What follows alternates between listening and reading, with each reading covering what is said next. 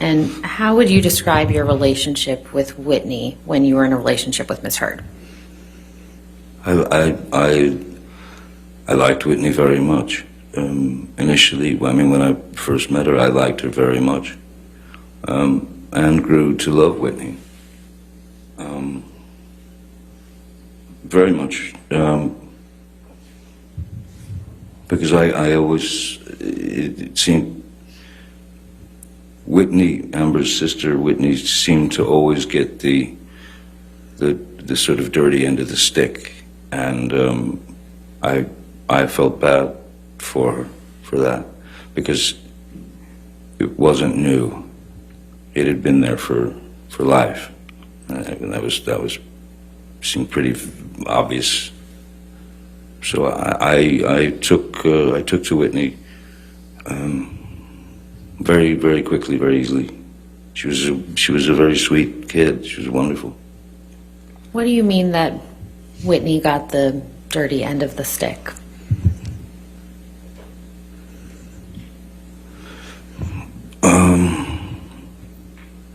It was a kind of a strange combination of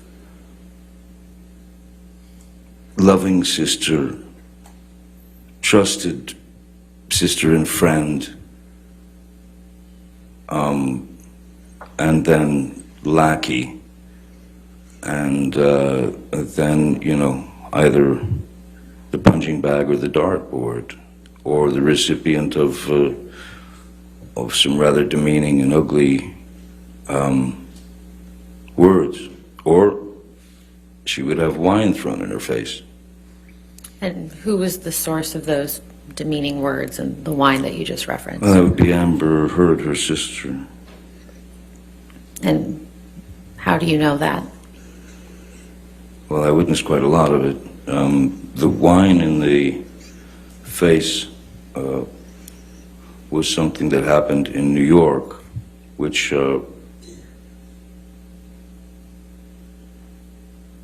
I think that even made it into the papers.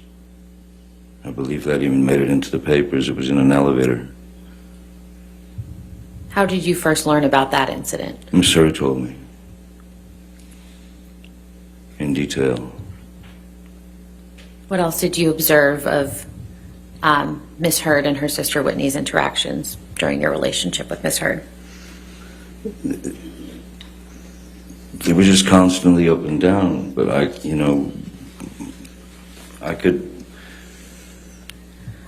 could sense, I could feel that Whitney was trying to please her sister, trying to be up to snuff, and it just seemed like she got shot down. Objection, Your Honor. This has gone beyond the scope of the question or his foundation for knowledge of that. Your Honor, I asked what he observed, between them. I think this is responsive to that. And his testimony as to what Whitney felt is... I'll sustain the objection. Next question. Okay. Did you ever see Ms. Heard physically attack Whitney? No, I've never seen any full-on blowouts, physical blowouts between them. Tons of verbal blowouts. Objection beyond the scope. Overruled. I've certainly seen Miss Heard grab Whitney, push her around. There were a number. There were half a dozen times when some of us, whoever was in the general vicinity, would have to leave. This is at Orange, when Whitney and Amber were living at Orange.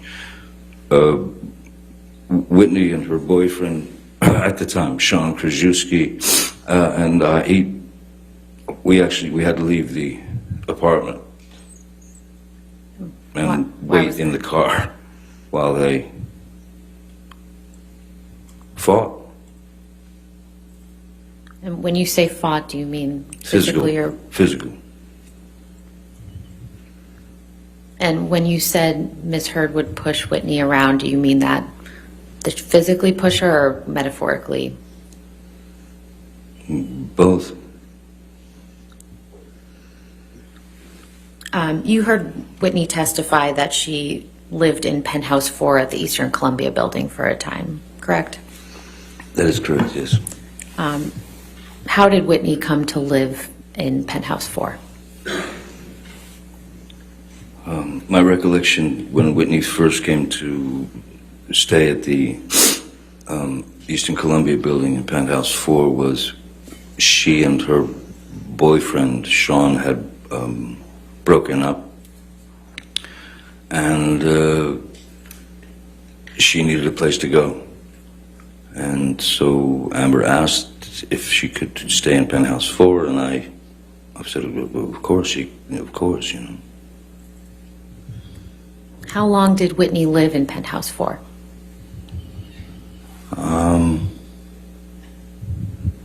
It was well over a year, on and off. Did you ever ask Whitney to move out of penthouse 4?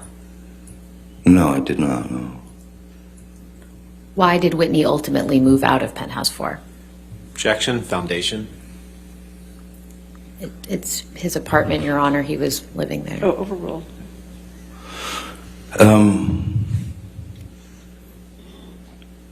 Whitney moved out of penthouse 4 long before the marriage, and it was due to an argument that Ms. Heard and Whitney had, which had to do with Whitney working at the Art of Elysium with Jennifer Howell and those people. And Amber asked her to leave, get out. Where did Whitney live when she moved out of penthouse 4?